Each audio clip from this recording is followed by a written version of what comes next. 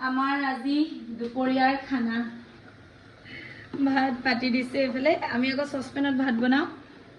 আৰু বহুত বেছি হকত হৈছো যে সেইকাৰণে সসপেনত ভাত বনোৱা ধৰিছো এইফালে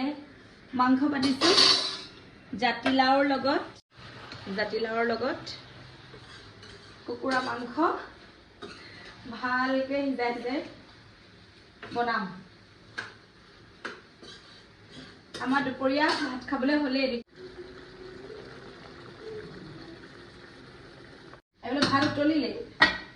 ঢাকনখন মাৰি দিছো আৰু এইফালে চাউল সিজিব আৰু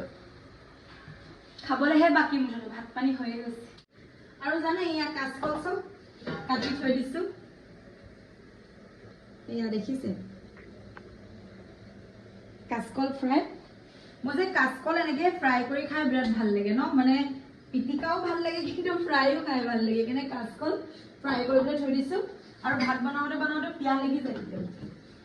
পানী খাই লৈছো মানে নহলে পানী খোৱা নহয় পাহৰি থাকো